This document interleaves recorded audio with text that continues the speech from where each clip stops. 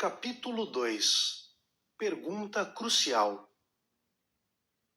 A alma descobre isso em Jesus, e nada pode fazer a não ser escolhê-lo e deleitar-se nele com um novo e particular amor que diz: meu amado é meu. Robert Murray McCheyne. Em 1994, no início do segundo trimestre, Deus falou comigo de uma forma tanto diferente quanto impactante. Eu era novo no ministério pastoral, com poucos meses de experiência, apesar de já ter alguns anos como pregador itinerante. Ainda solteiro, morava na cidade de Guarapuava, no estado do Paraná, onde por 9 anos cooperei na equipe pastoral da Comunidade Vida. Era uma quinta-feira e eu desfrutava de um delicioso almoço na casa de um querido casal de irmãos da igreja, Barbosa e Dirley. Quando me assentei à mesa, senti falta da filha mais nova, Tássia. A mãe disse que ela estava no quarto e não almoçaria conosco. Perguntei se estava doente ou de castigo, mas Dirley respondeu que não. Contou-me então que a menina de apenas 7 anos só conseguia chorar e orar desde que acordara por conta de um sonho muito impactante. Curioso, pedi que compartilhasse comigo o que ela havia sonhado. Afinal, não é comum uma criança tão nova preferir ficar trancada no quarto, emocionada e em oração. A mãe disse que Tássia quase não conseguira compartilhar o ocorrido. Emocionava-se ao lembrar da experiência, chorava muito ao tentar contá-la. Aos poucos, relatou aos pais que sonhara com um de nossos cultos, e eu estava lá. Ela me viu subir na plataforma para pregar. De repente, o telhado do barracão foi sendo enrolado ao mesmo tempo que os céus também se abriam. Então, o Senhor Jesus desceu até o púlpito da igreja. De forma gentil, abraçou-me e disse que eu podia sentar, porque ele pregaria naquela noite. Confesso que fiquei comovido, não apenas pelo relato em si, mas pela presença do Espírito Santo. Deus queria falar comigo, eu sabia. Haveria culto à noite e eu estava escalado para pregar. Deduzi que o sonho estava relacionado ao que o Senhor desejava para aquela reunião. Almocei o mais rápido que pude e dei um jeito de correr para casa. Assim que cheguei, prostrei-me ali mesmo no chão da sala. Orando e clamando por ele, fui fortemente envolvido pela presença do Senhor. A impressão era muito forte em meu espírito de que Deus queria fazer algo diferente. Entre lágrimas e soluços, supliquei que o Senhor me ajudasse a entender o que significava o sonho de Tássia, bem como o que passou a acontecer comigo desde o momento em que eu o tinha ouvido. Foi quando ouvi a voz do Espírito Santo e entendi que devia deixar de lado a mensagem previamente preparada. A orientação transmitida pelo sonho não era literal. Sentar, desocupar o púlpito e esperar Cristo vir em pessoa para pregar no meu lugar. O recado era para que eu abandonasse meu esboço a fim de que ele pudesse comunicar sua própria mensagem ao povo. Obedeci. Renunciei meu plano e perguntei qual era o dele. Pela segunda vez, o Espírito Santo falou comigo de forma clara. Estou tentando falar com minha igreja desde o último domingo e vocês ainda não me deixaram fazê-lo. Além da celebração de domingo citada pelo próprio Espírito Santo, também já havia acontecido um culto menor na terça-feira à tarde. Naquela quinta-feira, aconteceria a terceira reunião da semana. Escamas caíram de meus olhos e pude entender que já fora alertado antes. Eu devia ter levado mais a sério. No culto de terça-feira, a irmã Maria, que estava conosco desde o início da igreja, também havia compartilhado uma visão fantástica que tivera durante o período de adoração do culto de domingo. Apesar de estar com os olhos abertos e todos os sentidos respondendo normalmente, Maria viu o teto do barracão que abrigava a igreja, composto por ferro e telhas de zinco, abrir-se ao meio, cada metade enrolada para um lado. O céu, por sua vez, também se abriu. Então vislumbrou uma pessoa gloriosa, cujo rosto brilhava como o sol. Não podia enxergar sua forma, dada a intensidade da luz. Envolvido em chamas até a altura da cintura, estava rodeado de anjos. Um dos braços encontrava-se estendido para o lado, revelando uma marca em sua mão. Imediatamente, ela soube a quem contemplava. Com a outra mão voltada em direção à igreja, dedo em riste, o Senhor Jesus perguntou: Tu me amas? Ele repetiu a pergunta 3 vezes. Sua voz soava alta e forte como um trovão. Depois da terceira pergunta, o céu se fechou e o telhado do prédio voltou ao normal. Maria disse que a princípio achou que todos estivessem presenciando o mesmo fenômeno. As pessoas à volta, contudo, agiam naturalmente como em qualquer outra reunião. Foi quando compreendeu que tivera uma experiência sobrenatural. Ela ficou tão impactada que não teve coragem de falar a respeito. Foi embora sem dizer nada a ninguém. Suas forças sumiram. Ficou de cama de domingo à noite até pouco antes do culto de terça-feira à tarde, quando me contou a visão. Perguntei-lhe se acreditava ser a mensagem dirigida somente a ela, mas estava convicta de que era para toda a igreja. Recordo-me de que chamei sua atenção por não ter relatado antes. Entretanto, eu nada fiz a respeito. Salvo engano, acredito que nem sequer orei sobre o ocorrido. Ainda não entendo como pude ser tão insensível. Eu amo o mover profético na igreja e creio no fluir dos dons do Espírito Santo para a edificação do corpo. Confesso não reconhecer o porquê de ter sido indiferente. Afinal de contas, não é comum pessoas receberem de Deus uma visão aberta como aquela. Enfim, fui. Ouvi o relato do sonho de Tássia 2 dias depois da conversa com a irmã Maria. Como demorei a atentar para o que o Senhor queria falar. O episódio me ensinou que nem sempre estamos receptivos ao Espírito Santo quanto achamos estar. Hoje, ao olhar para trás, sinto-me como os discípulos no caminho de Emaús. Eu me pergunto, como foi que eu não entendi antes o que o Senhor estava tentando dizer? Pela graça de Deus e sob forte visitação do Espírito Santo, aceitei o momento profético de correção e ensino para mim e para toda a igreja. Assim sendo, orei. Pai querido, o que o Senhor deseja dizer à sua igreja? Uma vez mais, fui surpreendido pela clareza da voz do Espírito Santo. Permita-me dizer que nem sempre experimento isso. Aquele dia foi incomum. O Senhor não apenas falou comigo, mas também revelou qual deveria ser a pregação. Tudo de forma clara, nítida, palpável. Começou com um questionamento do Espírito Santo em meu espírito. Qual o único texto da Escritura Sagrada que contém as perguntas que a irmã Maria ouviu na visão? Eu não deveria pregar as experiências. Quer seja a visão, quer seja o sonho, ou mesmo o momento profético que vivenciei sozinho, tudo foi proporcionado apenas com um propósito: guiar-me à palavra de Deus. Ela define nossa crença e a doutrina a ser seguida. Então, abri a Bíblia no capítulo 21 do Evangelho de João, no lugar em que Jesus faz as mesmas 3 perguntas a Pedro. Li e reli o texto várias vezes, mas não sabia o que procurar nem o que devia encontrar. Didaticamente, como nunca antes, o Espírito Santo me dirigiu a escrever 3 tópicos na folha de papel que estava perto de mim. Ele ditou a mensagem. Eu cheguei a ter algumas experiências parecidas ao longo de meus anos de ministério pastoral, mas poucas foram tão enfáticas e precisas. A forma contundente como tudo aconteceu escancarou diante de mim a importância do assunto e convenceu-me da responsabilidade de compartilhar tais verdades com sua igreja, não apenas aquela noite.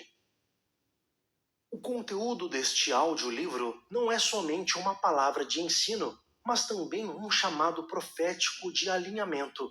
Estou certo de que Deus falará ao seu coração.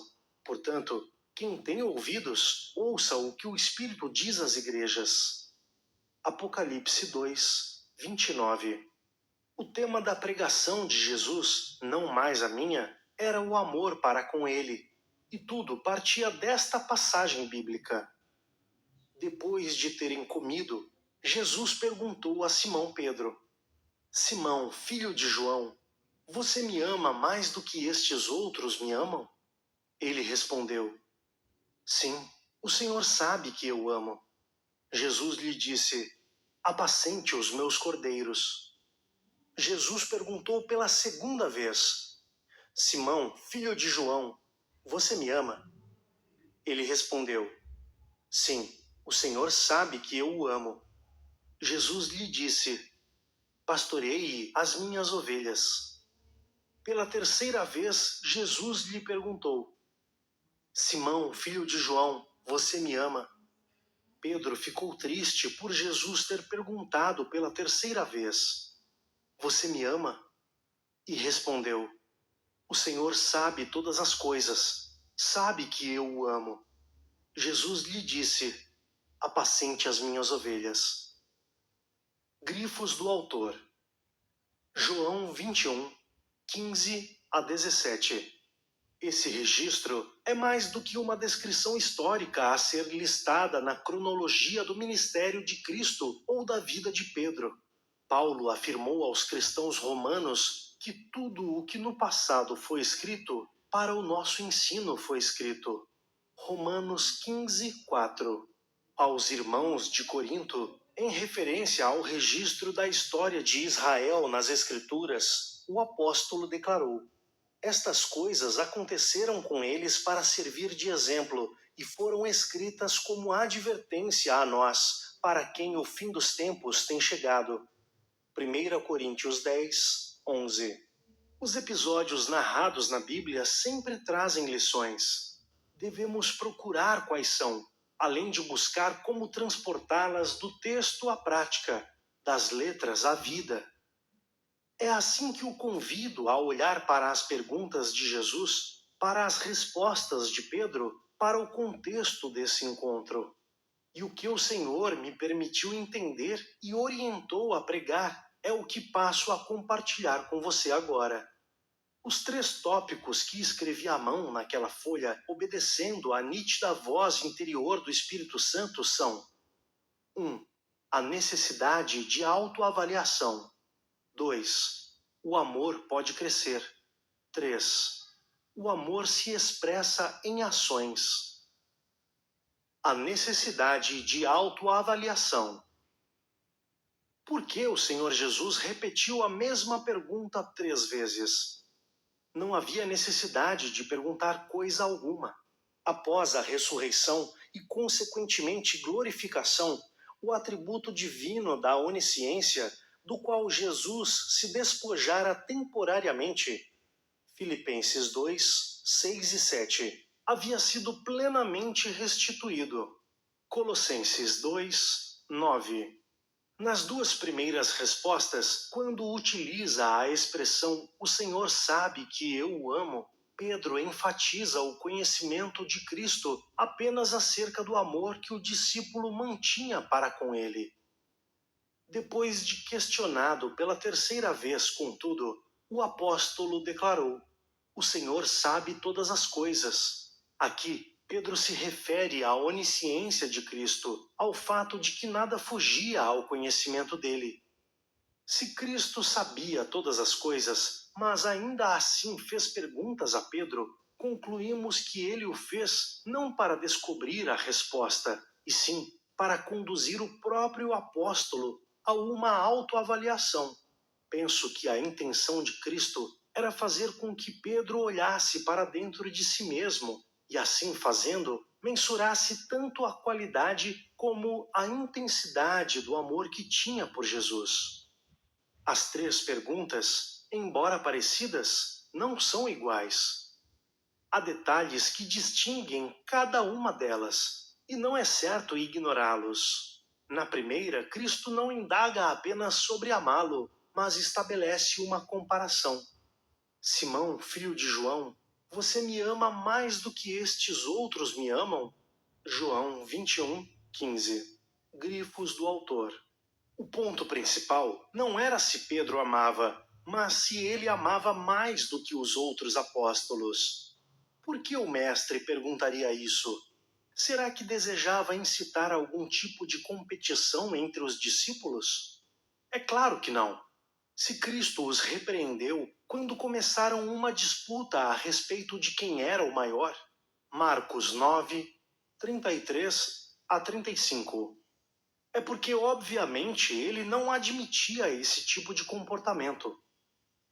A resposta está um pouco atrás na linha do tempo. Antes, Pedro se achava melhor do que os demais apóstolos. Certa vez afirmou: ainda que o Senhor venha a ser um tropeço para todos, não o será para mim. Marcos 14, 29. Basicamente, ele declarava que todos os outros discípulos poderiam falhar, mas ele não. Observe outro aspecto importante. Ao cair da tarde, Jesus pôs-se à mesa com os 12 discípulos. E enquanto comiam, Jesus disse: em verdade lhes digo que um de vocês vai me trair. E eles, muito entristecidos, começaram um por um a perguntar-lhe: por acaso serei eu, Senhor? Grifos do autor. Mateus 26, 20 a 22. Enquanto os demais discípulos de Jesus enxergavam-se como candidatos a traidores do Mestre, a postura de Pedro mantinha-se altiva. Darei a minha vida pelo Senhor. João 13, 37. Ele acreditava que amava a Cristo a ponto de morrer por ele. Matthew Henry, 1662 a 1714, em seu clássico comentário bíblico, destaca: você me ama mais do que estes me amam? Mais do que qualquer outro dos discípulos me ama? E então a pergunta tem a finalidade de repreendê-lo pela sua vanglória inútil. Ainda que todos os homens se escandalizem em ti, eu nunca me escandalizarei. Você ainda pensa da mesma maneira? O apóstolo continuou a entregar a realidade de seu coração. Quando Jesus menciona a existência de um traidor entre os discípulos, Pedro pede a João que pergunte ao Senhor quem cometeria a traição. Depois de dizer isso, Jesus se angustiou em espírito e afirmou: em verdade lhes digo que um de vocês vai me trair.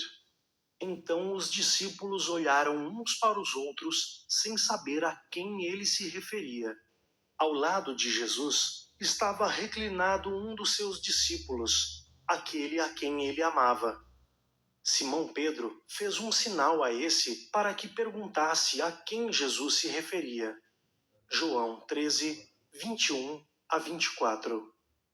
Minha leitura do ocorrido é que Pedro, consciente ou não, dizia a João algo assim: eu confio em mim e em você, mas duvido dos demais. Ele não se via como um candidato a falhar, porque acreditava manter um grande amor por Jesus, maior do que de fato era. As infelizes negações de Pedro revelam que é possível estar equivocado a respeito de quanto se ama ao Senhor. Acontece comigo, com você, com todos nós. Veja as promessas que Pedro fez. E Jesus disse aos discípulos: serei uma pedra de tropeço para todos vocês, porque está escrito: ferirei o pastor e as ovelhas ficarão dispersas. Mas depois da minha ressurreição, irei adiante de vocês para a Galileia. Então Pedro disse a Jesus: ainda que o Senhor venha a ser um tropeço para todos, não o será para mim. Mas Jesus lhe disse: em verdade lhe digo que hoje, nesta noite, antes que o galo cante 2 vezes, você me negará 3 vezes. Mas Pedro insistia com mais veemência: ainda que me seja necessário morrer com o Senhor, de modo nenhum o negarei. E os outros diziam a mesma coisa. Marcos 14, 27 a 31. A versão Almeida, revista e atualizada, apresenta uma das frases assim: ainda que todos se escandalizem, eu jamais. Você percebe a mentalidade de Pedro implícita nessa afirmação?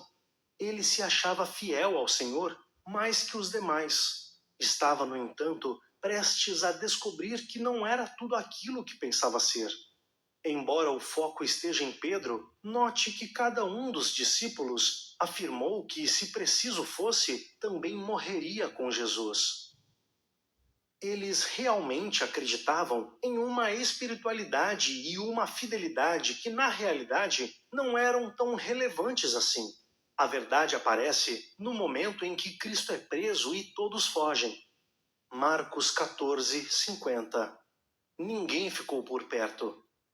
Ainda que não tenha abandonado completamente a Jesus, o apóstolo Pedro permaneceu à distância, acompanhando o andamento das coisas, talvez por curiosidade. Manteve uma distância segura para não correr o risco de ser preso juntamente com Jesus. Pedro seguiu Jesus de longe até o interior do pátio do sumo sacerdote e estava assentado entre os servos, aquentando-se ao fogo. Grifos do autor. Marcos 14, 54. E foi exatamente essa postura temerosa que o levou ao passo seguinte, já predito anteriormente pelo mestre, de negar a Jesus. Estando Pedro embaixo no pátio, veio uma das empregadas do sumo sacerdote e, vendo Pedro que se aquecia, fixou os olhos nele e disse: você também estava com Jesus, o Nazareno. Mas ele negou, dizendo: não o conheço, nem compreendo o que você está falando. E saiu para o pórtico. E o galo cantou. E a empregada, vendo-o, tornou a dizer aos que estavam ali: este é um deles. Mas ele negou outra vez. E pouco depois, os que estavam ali disseram outra vez a Pedro: com certeza você é um deles, porque também é galileu. Ele, porém, começou a praguejar e a jurar: não conheço esse homem de quem vocês estão falando. E no mesmo instante, o galo cantou pela segunda vez. Então Pedro se lembrou da palavra que Jesus lhe tinha dito: antes que o galo cante 2 vezes, você me negará 3 vezes. E caindo em si, começou a chorar. Marcos 14, 66 a 72. Mateus declara em seu evangelho que Pedro chorou amargamente. Mateus 26, 75. Já Marcos acrescenta que ele irrompeu em prantos assim que caiu em si. Ou seja, até então ele estava fora de si.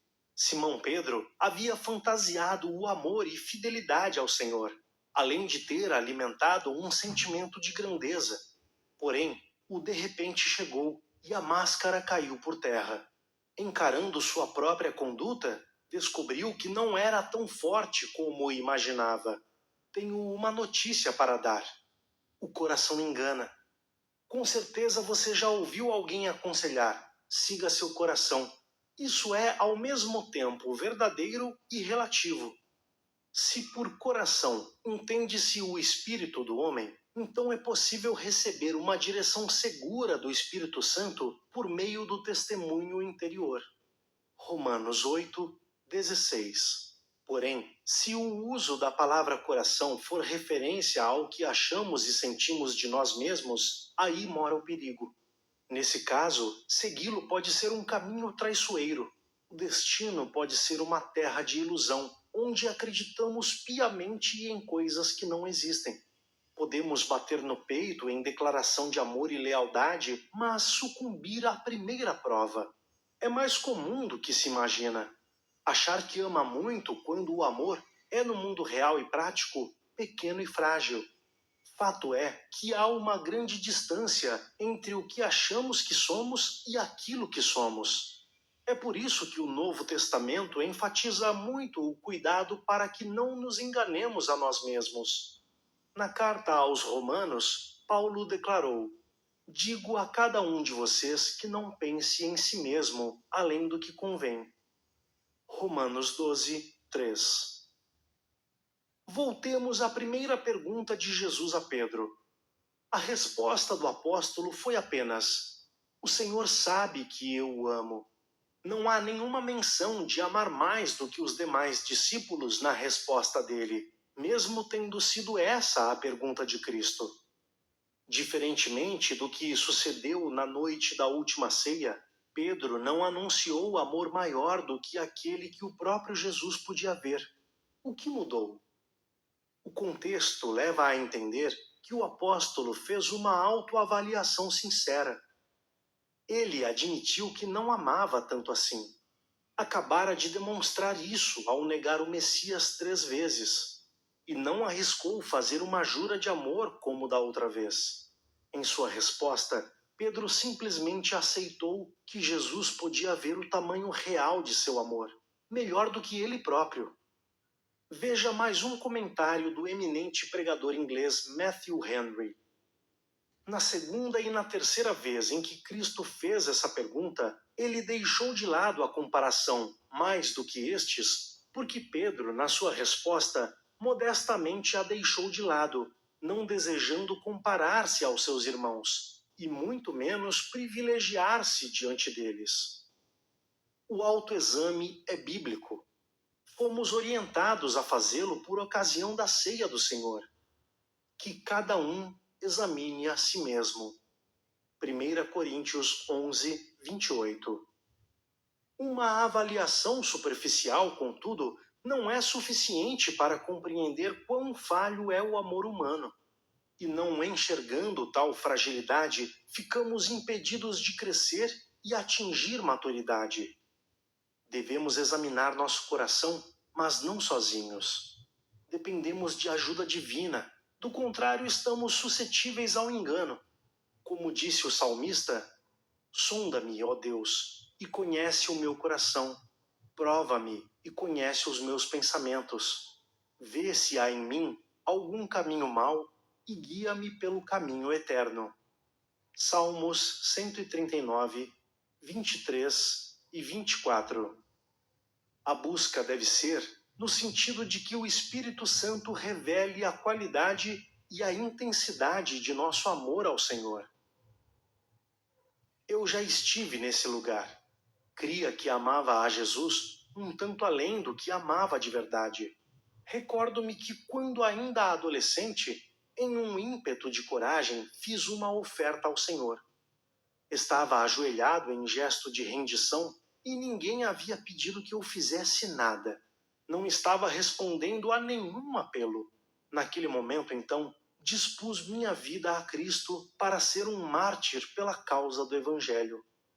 É claro que não pensei em mentir a Deus. Só falei aquilo porque realmente achava que era verdade. Já adulto e experiente, agora exercendo o ministério pastoral, ouvi o Espírito Santo falar da necessidade de autoavaliação, com foco no alto risco de uma análise inflada e fora da realidade. Não só fui remetido pelo Senhor àquele evento adolescente, mas confrontado a avaliar a condição de meu coração anos depois daquela entrega apaixonada. Procurando olhar com os olhos de Jesus e não os meus, questionei: será que naqueles dias eu amava ao Senhor a ponto de dar minha vida? E hoje amo em tamanha intensidade? A descoberta me entristeceu. Quão distante estava o amor que eu supunha ter do amor que eu realmente nutria. Fiquei abatido e chorei muito. O Espírito Santo, entretanto, conduziu-me a outra verdade. Deus não ajuda o homem a avaliar a si mesmo com o objetivo de apontar que ele está aquém do que deveria, gerando condenação e desânimo. Ele deseja impulsionar e não triturar. Como está escrito, não esmagará a cana quebrada, nem apagará o pavio que fumega. Isaías 42, 3. Demorei para entender esse versículo. Cresci no ambiente predominantemente urbano das grandes cidades de São Paulo. Fui criado na selva de pedra. Aos 20 anos, quando comecei a pastorear, mudei-me para o interior do Paraná. E foi lá, na cidade de Guarapuava, que passei a conhecer o contexto da agricultura. Certo dia, Robert Ferter, um amigo, conduziu-me em um tour por sua fazenda. A ideia era apresentar-me a uma nova realidade, até então pouco conhecida por mim. Enquanto executava seu trabalho como engenheiro agrônomo, Robert me explicava tudo o que fazia e como as coisas se davam naquele ambiente de plantio e colheita. Em um dos momentos do passeio, atravessamos de caminhonete uma plantação de trigo ainda verde. Meu amigo parava aqui e acolá para colher amostras e logo depois voltava a avançar. Enquanto seguíamos, eu observava pelo retrovisor o rastro de trigo amassado que ficava pelo chão onde passava o automóvel. Depois de uma meia hora atropelando o trigo, não me contive e perguntei: Você faz isso todo dia? Você sempre atropela o trigo por horas seguidas? Diante da confirmação dele, deixei transbordar um pensamento que acusava minha completa ignorância sobre o assunto. Daqui a pouco não haverá mais trigo. Esmagando tudo com a caminhonete, você vai acabar com a plantação. Ele começou a rir e parou o automóvel, pedindo que eu descesse para ver o que ele queria mostrar.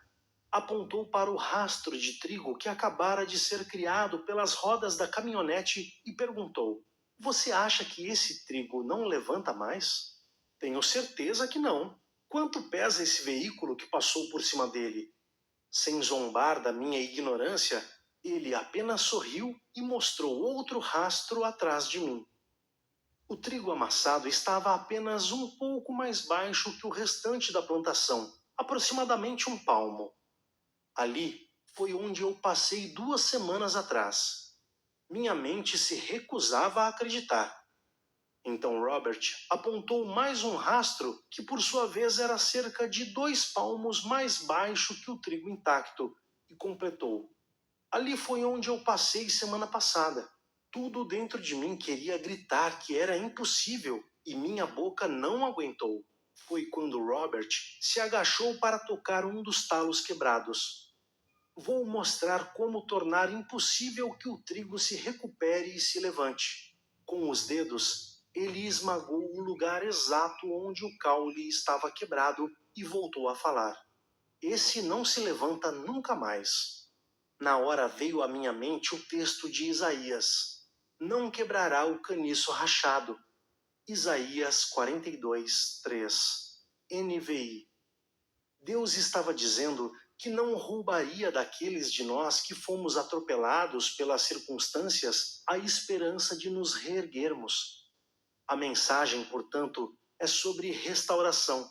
Trata-se do coração do Pai Celestial que não está esperando para destruir-nos após algum erro. Ele sempre oferece misericórdia e possibilidade de recomeço. O Senhor quer que sigamos para aquilo que ainda não alcançamos. Foi o que Cristo fez com Pedro.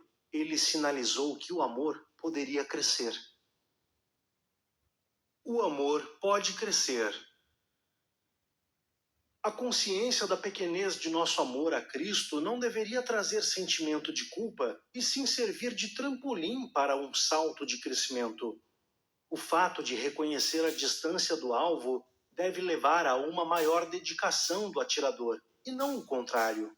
Lembre-se que, anteriormente, Simão Pedro achava que amava ao Senhor a ponto de dar a própria vida por ele, até que, na prática, negou a Jesus. Decepcionado, chorou amargamente. Foi em meio a esse dilema que Cristo, com 3 perguntas, levou o apóstolo a examinar a si mesmo. E Pedro respondeu com sinceridade. Ele admitiu a baixa qualidade de seu amor sem arriscar prometer o que não cumpriria. É aí que fica interessante. No final da conversa, Jesus prediz o martírio de Pedro.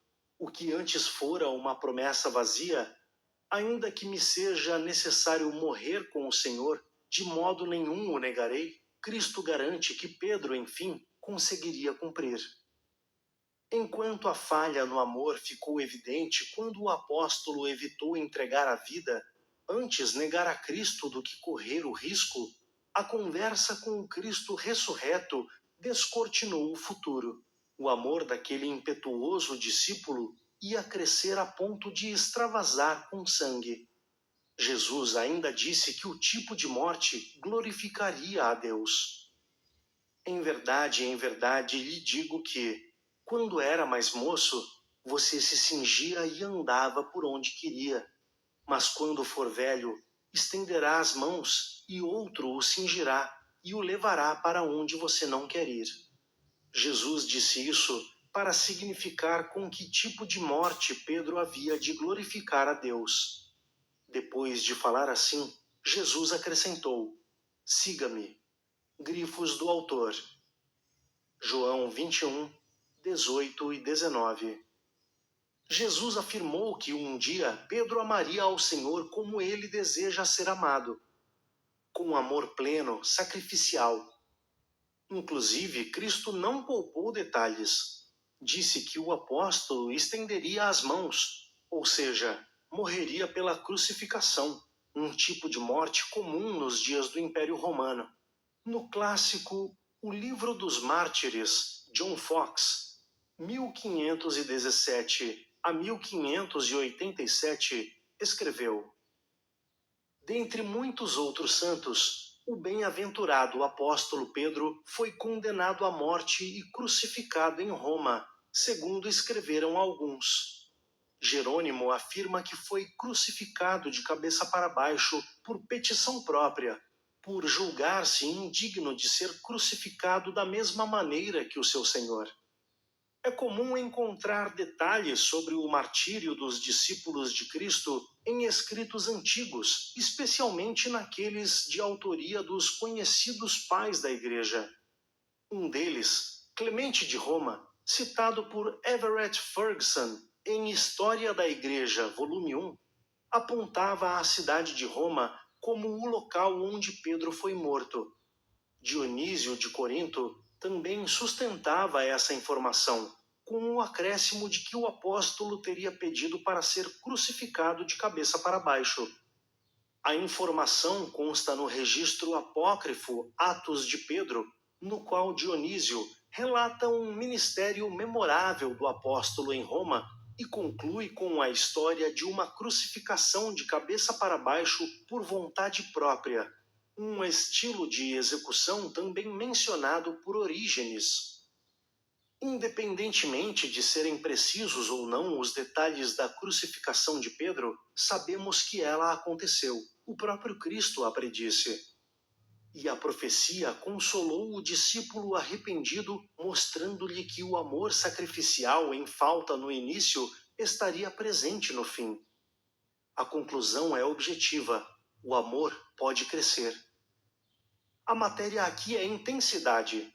Sim, existem intensidades distintas de amor, e isso se aplica à devoção do homem a Deus, que pode começar pequena, crescer e terminar gigante. Penso que essa distinção dos níveis de amor também possa ser vista em um jogo de palavras que encontramos no original grego, mas não se percebe na tradução para a maioria das línguas, inclusive o português.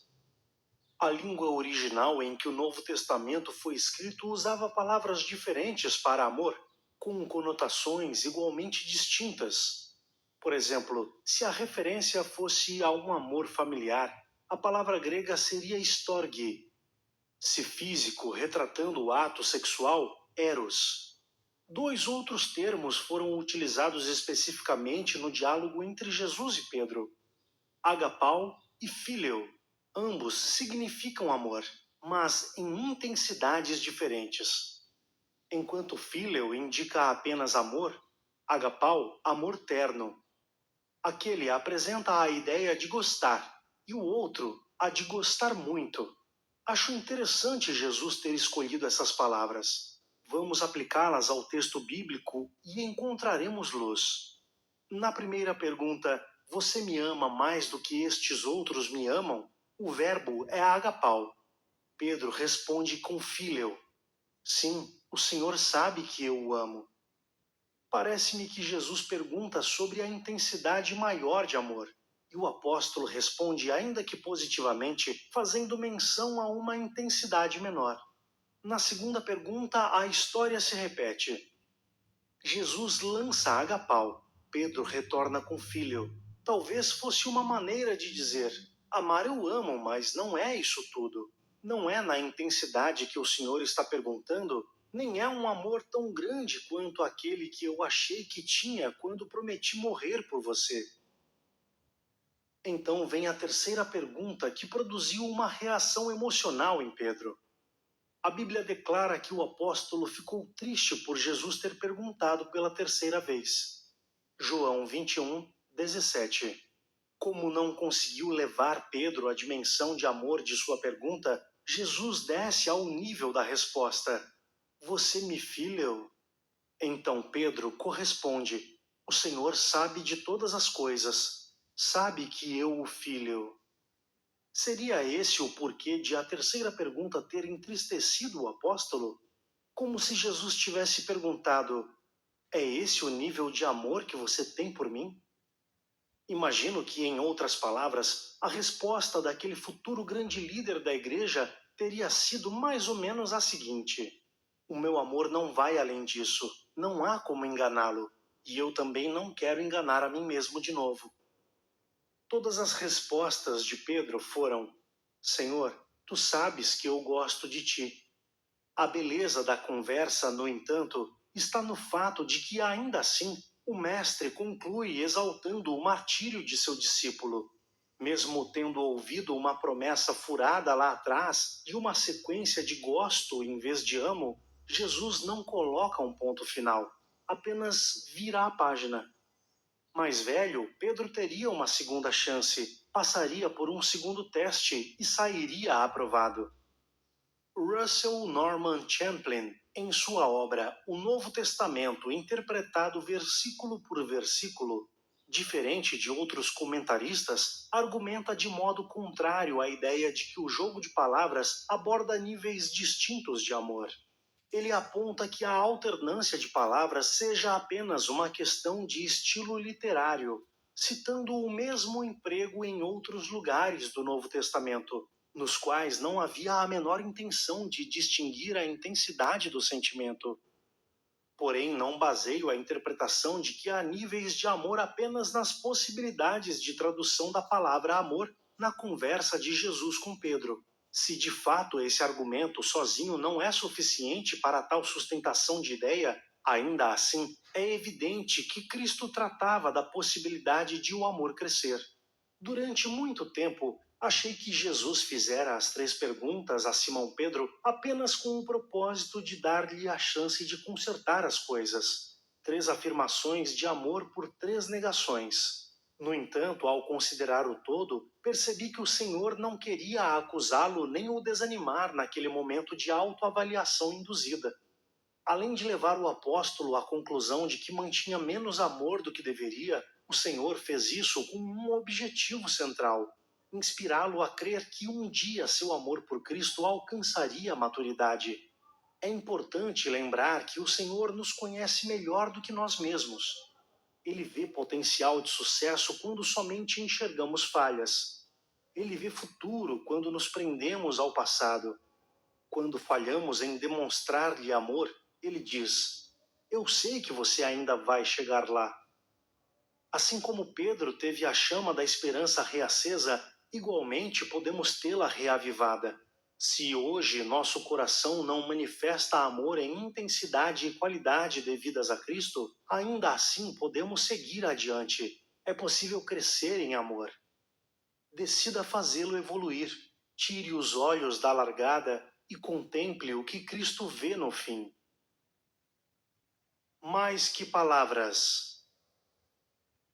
O terceiro princípio implícito no episódio em que Jesus entrevista a Pedro é que o amor verdadeiro não se limita a palavras, mas também se expressa em ações. O apóstolo João escreveu: ora, se alguém possui recursos deste mundo e vê seu irmão passar necessidade, mas fecha o coração para essa pessoa, como pode permanecer nele o amor de Deus? Filhinhos, não amemos de palavra nem da boca para fora, mas de fato e de verdade. Grifos do autor. 1 João 3, 17 e 18. Falar é fácil. Devemos, porém, ir além da declaração verbal e adentrar a prática, demonstrando por meio de atitudes aquilo que professamos. Amor não é sentimento, é ação. Nossas ações precisam fazer coro com nossas palavras, não somente no que diz respeito ao amor ao próximo, mas principalmente no amor ao Senhor. Nem falar, nem cantar são suficientes. O próprio Senhor Jesus, citando as Escrituras, protestou. Bem profetizou Isaías a respeito de vocês, hipócritas, como está escrito: este povo me honra com os lábios, mas o seu coração está longe de mim, e em vão me adoram. Grifos do autor. Marcos 7, 6 e 7. De nada adianta ter uma declaração de amor nos lábios, mas desarmonia no íntimo. Um coração distante anula qualquer confissão. O amor deve ser expresso por meio de ações. Há outro elemento a destacar. Após cada resposta do apóstolo, houve uma solicitação específica do mestre: apacente as minhas ovelhas. Por quê? Porque quem ama trabalha. É como se Cristo afirmasse: se você me ama, precisa ir além de mera declaração verbal. Demonstre-o na prática. Destrinchando um pouco mais a fala de Jesus, podemos imaginar um discurso assim: se você me ama, ame os que eu amo e faça algo por eles. Assim, também estará fazendo algo por mim. Matthew Henry apresenta um pensamento semelhante. Antes que Cristo confiasse suas ovelhas aos cuidados de Pedro, ele lhe perguntou: amas-me? Cristo tem uma consideração tão carinhosa pelo seu rebanho que não o confiará a ninguém, exceto àqueles que o amam, e, portanto, irão amar a todos os que são seus por sua causa. Aqueles que não amam verdadeiramente a Cristo nunca irão verdadeiramente amar as almas dos homens, nem se preocuparão naturalmente com sua condição como deveriam. Nem irá amar seu trabalho aquele ministro que não ama seu mestre. Nada, exceto o amor de Cristo, irá constranger os ministros a prosseguirem alegremente em meio às dificuldades e aos desencorajamentos que certamente encontrarão no seu trabalho. 2 Coríntios 5, 13 e 14. Mas este amor tornará fácil o seu trabalho, e eles se dedicarão seriamente a ele. Quem ama age em conformidade, manifestando o amor com ações de louvor, de gratidão, de serviço e muito mais. Expressões de amor ao Senhor não são liberadas exclusivamente em canções de adoração, mas também e principalmente por meio de trabalho. Sim, aquilo que você faz declara amor. O exercício do ministério é uma manifestação de amor ao Senhor Jesus Cristo. Não é razoável inúmeros crentes nunca se colocarem à disposição para trabalhar pela obra de Deus, enquanto afirmam amá-lo. Infelizmente, em contraste a uma cultura vivida e admirada no passado, hoje não se absorve bem o conceito de servir, embora o desejo por ser servido esteja em alta. Calma, não se trata de contradição deste autor. Explico. Eu sei e ressaltei até aqui que o serviço não é mais importante do que estar com o Senhor e desfrutar de sua presença. Marta que o diga. Lucas 10, 41 e 42. A questão é, não é mais importante, mas não deixa de ser importante. Serviço não substitui relacionamento, mas é sim uma maneira de demonstrar amor. E vale mais do que recitar, cantar, tagarelar, discursar bonito. Você está engajado na obra do Senhor? Não falo de ministério em tempo integral, mas de cristianismo em tempo integral. Você procura levar almas a Cristo? Você ajuda a cuidar delas de alguma forma? Você participa de algum ministério em sua igreja? Você procura servir, ainda que nas coisas aparentemente mais simples. A igreja jamais cumprirá a grande comissão se não for mobilizada ao trabalho. A antiga ideia de um pequeno clero trabalhando em prol de leigos precisa ser definitivamente banida. Todos são convocados a arregaçar as mangas. Jesus morreu para transformar-nos em ministros, em sacerdotes. É o que a Bíblia diz, e isso não é para alguns, mas para todos.